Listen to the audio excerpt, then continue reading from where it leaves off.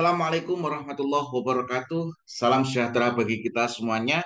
Masih dengan saya, Mr. Wahid Nugroho dari Rumah Cerdas Bahasa Inggris.com, belajar bahasa Inggris dan TOEFL dari nol. Syukur Alhamdulillah saya dalam keadaan sehat.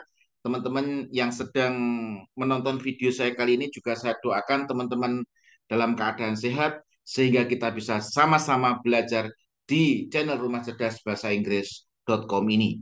Dan saya doakan teman-teman di samping dalam keadaan sehat, teman-teman juga lolos beasiswanya, lolos skor TOEFL-nya sehingga bisa dapat beasiswa baik dalam negeri maupun luar negeri.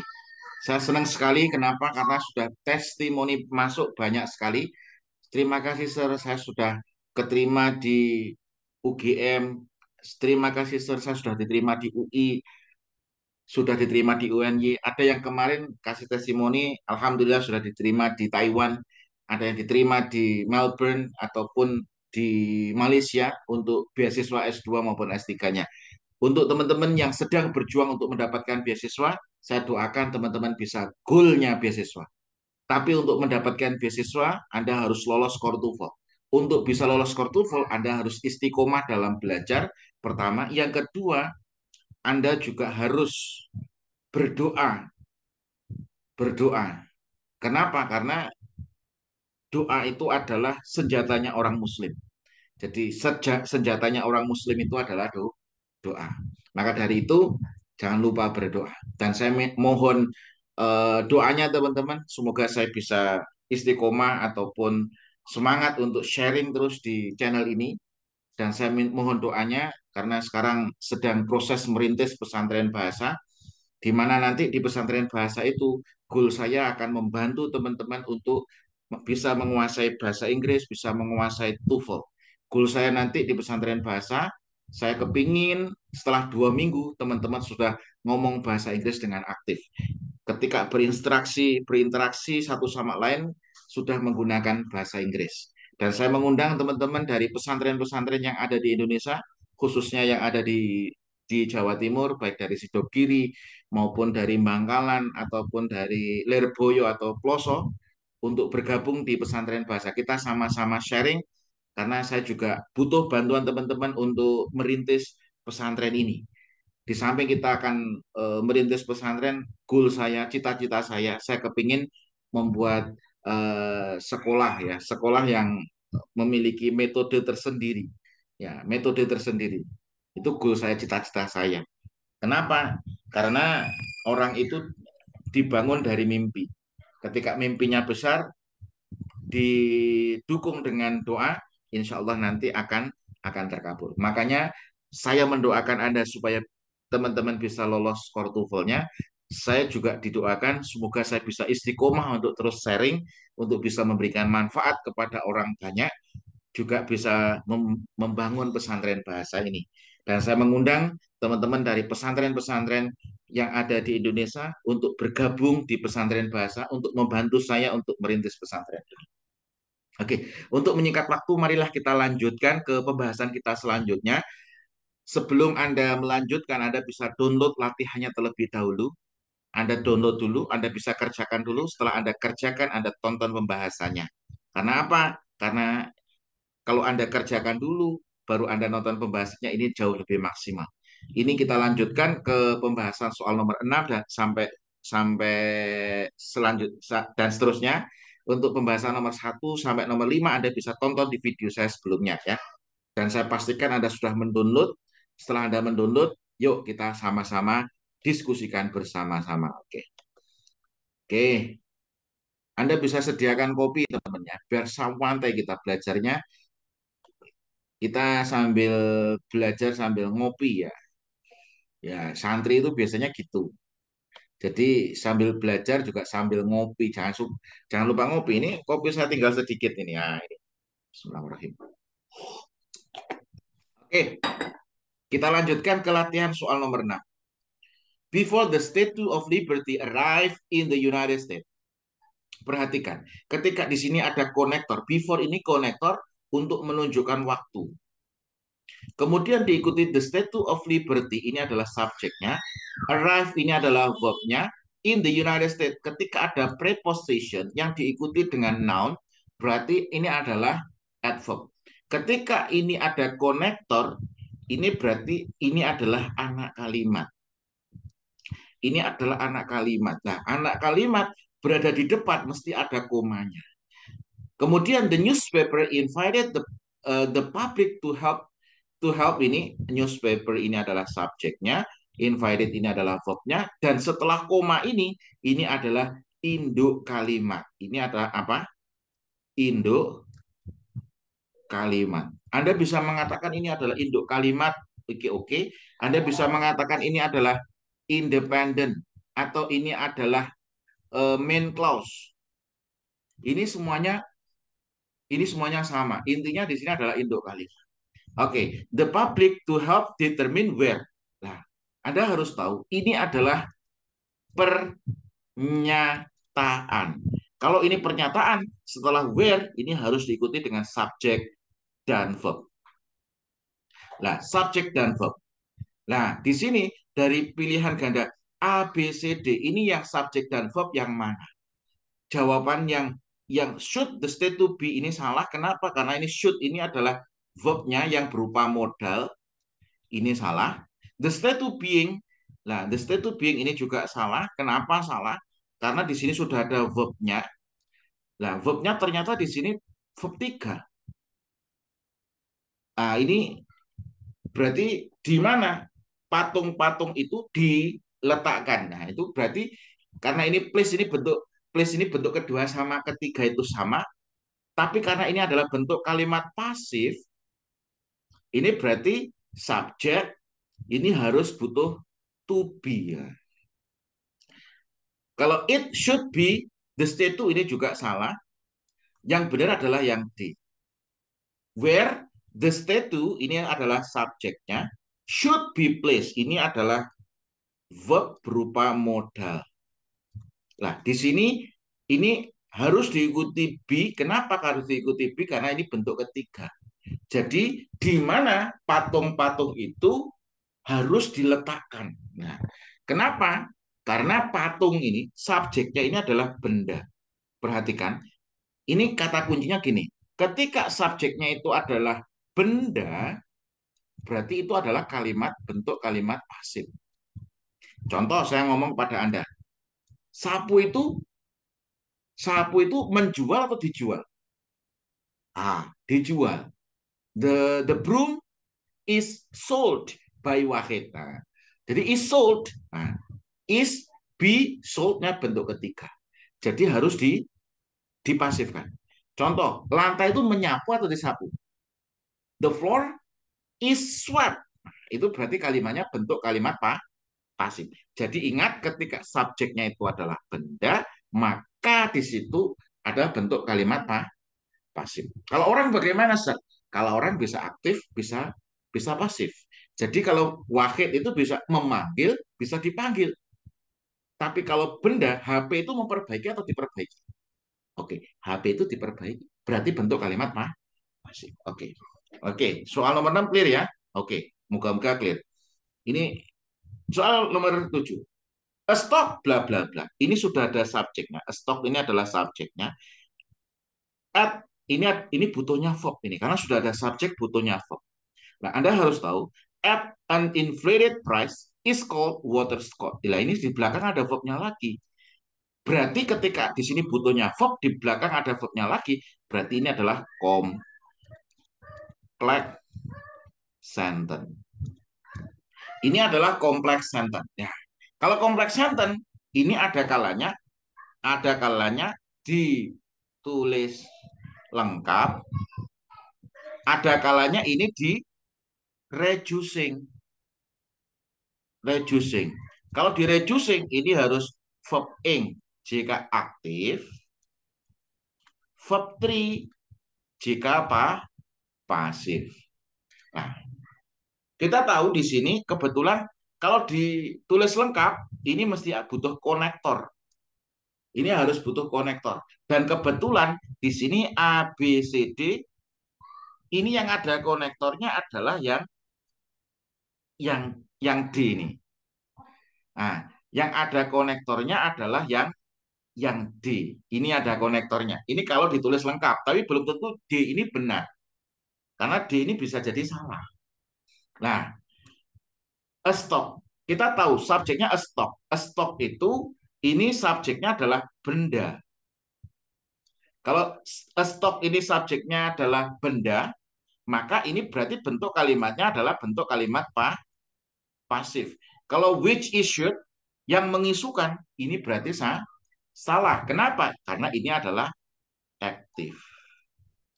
Nah, berarti antara antara A, B, C ini. Kalau yang C ini jelas salah. Kenapa? Di sini sudah ada subjeknya, di sini ada subjeknya lagi. Nah, kemudian yang benar yang mana, Sir? Oke, yang benar di sini adalah yang B. Langsung di verb 3-kan. Langsung di verb 3-kan. Berarti ini adalah bentuk kompleks sentence yang sudah mengalami reducing dalam bentuk kalimat pasif langsung di verb 3-kan. Kalau seandainya tidak, kalau ditulis lengkap bagaimana? Berarti a stock ini yang D ini kurang is. Kalau yang D ini, a stock which is issued at an inflated price, kalau ada is-nya ini bisa jadi yang D benar. Tapi kalau yang D dikasih is berarti yang benar antara B sama D. Karena di sini harus disalahkan, makanya ini tidak ada is-nya. Ini karena ini bentuk kalimat aktif kalau which issued. Tapi kalau which is issued bisa jadi ini benar. Oke. Kalau ini proses reducing, yang dibuang apa, Sir?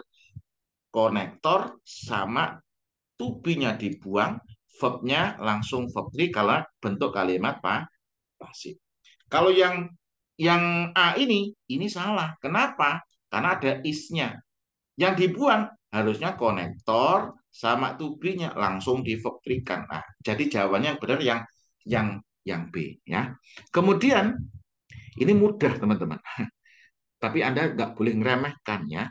Intinya Anda belajar, Anda berdoa, Anda yakini Anda bisa mengerjakan, yang terakhir Anda pasrah. Segala sesuatunya akan diberikan yang terbaik oleh Allah. Itu penting itu, teman. Oke. Acidic lava flows readily to tend to cover much larger area. Nah, di sini ada komanya. Kemudian kok di sini ada konektornya. Ada basic lava ini adalah subjeknya.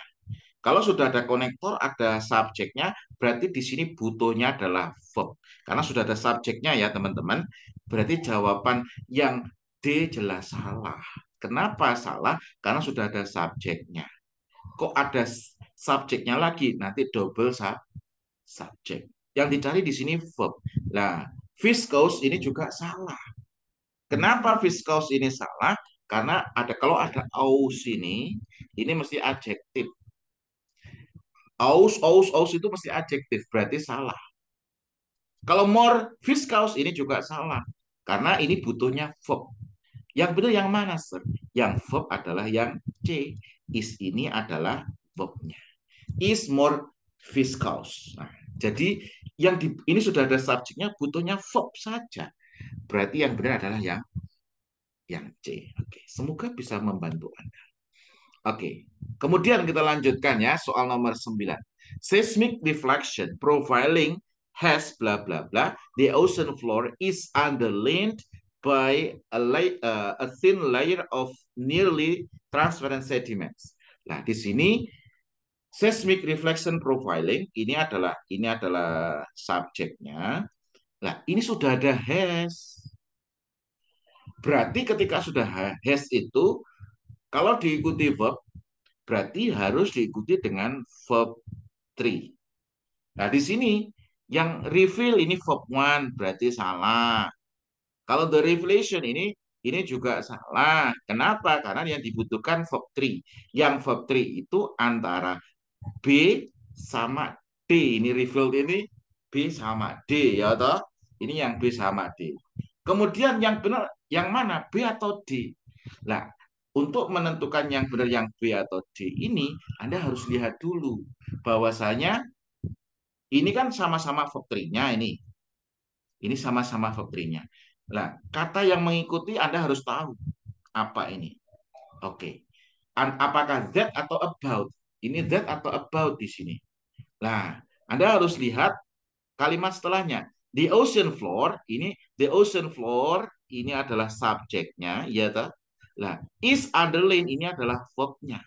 Ketika di sini diikuti subjek dan verb lagi, berarti setelah verb 3 di sini yang dibutuhkan adalah konektor, konektor. Iya toh. Yang dibutuhkan apa, teman-teman? Yang dibutuhkan itu adalah konektor. Yang konektor yang mana, Sir? Yang konektor adalah yang B, that ini. Kalau about ini adalah preposition. Preposition nggak mungkin jadi konektor. Yang konektor itu that, bahwa. Lah itu. Berarti yang benar adalah yang B. Oke, terus belajar, tingkatkan kemampuan. Saya yakin Anda bisa lolos core TOEFL-nya. Dan saya akan terus berusaha untuk menyederhanakan yang sulit menjadi mudah. Itu adalah goal utama seorang guru. Ketika seorang guru belum bisa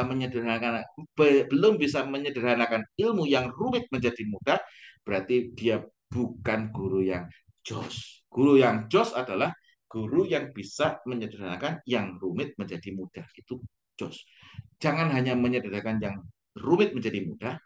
Langkah yang kedua, seorang guru yang hebat selalu mendoakan muridnya supaya semakin sukses di studi maupun di karir. Saya juga mohon doanya, semoga saya bisa istiqomah dalam berbagi kebaikan. Oke. Oke, kemudian soal nomor 10. Bla bla bla and terrifying, koma. Nah, ini koma ini maksudnya apa? Coral snake ini subjek, can grow bisa tumbuh. Ini can grow ini verbnya. Can grow 2-4 feet. Bisa tumbuh 4 kaki atau 1,2 meter in length. Nah, ini apa ini bla bla bla ini? Nah, ternyata di sini adalah apositif untuk menjelaskan karena coral snake. Karena apositifnya berada di depan hanya ada satu satu satu koma. Nah, di sini terrifying itu adalah mengerikan. Terrifying itu mengerikan. Mengerikan. Nah, terrifying ini adalah adjektif. Nah, terrifying itu mengerikan, terrifying itu adjektif. Nah, di sini ada n. Kalau ada n itu harus apa, teman-teman? Paralel. Harus paralel. Oke, kalau jawaban yang A, they are extremely poisonous. Ini salah. Kenapa? Kalau A positif itu tidak boleh terdiri dari subjek dan verb. Oke, ini yang dibutuhkan adalah adjektif. The poison is extreme. Ini ada subjek sama verb. Ini berarti juga salah. Yang benar yang mana? Ini yang benar adalah yang C. Extremely poisonous. Poisonous ini adjektif. Jadi sangat beracun dan mengerikan. Coral snake, nah coral snake itu yang dijelaskan bahwa coral snake itu adalah apa ya? Sangat beracun dan sangat mengerikan. Nah, di situ. Nah, di sini kalimat ini bisa kalau ditulis coral snake berada di depan, ya toh, maka di sini coral snake, koma, extremely poisonous and terrifying, koma, can grow to 4 feet or 1.2 meters in length. Kalau ditulis seperti itu juga bisa. Cuma ini kan A positif. A positif bisa berada di depan. Kalau berada di depan berarti hanya satu koma. Berada di tengah berarti ada dua koma. Oke. Ini adalah pembahasan soal nomor apa? Soal nomor 6 sampai nomor 10.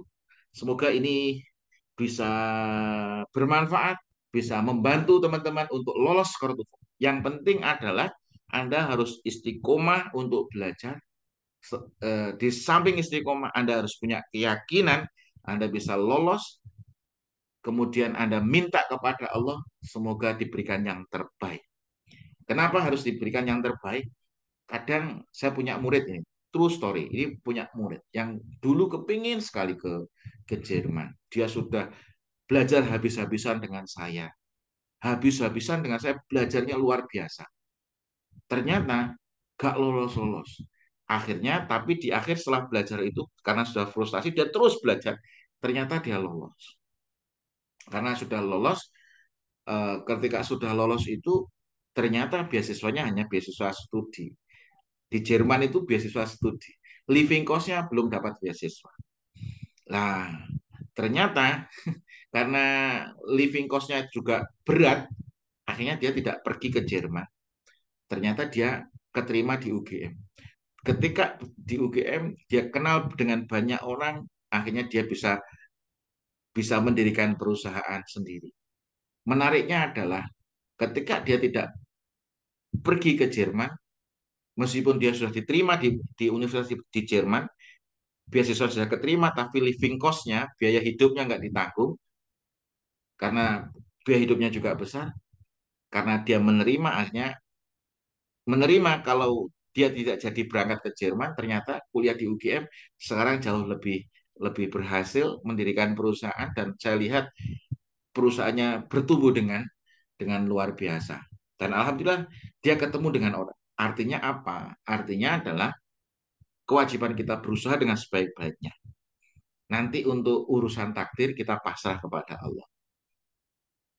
Yo, kita kepingin lolos beasiswa, dapat beasiswa ke luar negeri, living cost. Tapi ketika tidak keterima, ya kita harus legowo. Kita bisa kuliah di Indonesia, ternyata jalan Allah lebih indah.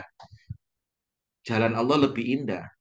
Dia ketemu dengan banyak jaringan di UGM, mendirikan perusahaan, join dengan beberapa dosen, akhirnya dia bisa bisa sukses. Artinya apa? Kewajiban kita berusaha dengan sekuat-kuatnya, hasil itu kita pasrahkan kepada Allah. Kurang lebihnya mohon maaf, terus belajar tingkatkan kemampuan. Nanti kita lanjutkan ke video pembelajaran selanjutnya supaya kita tidak terlalu panjang. Kurang lebih mohon maaf. Mari kita tutup dengan bacaan hamdalah bersama-sama. Alhamdulillahirabbil alamin.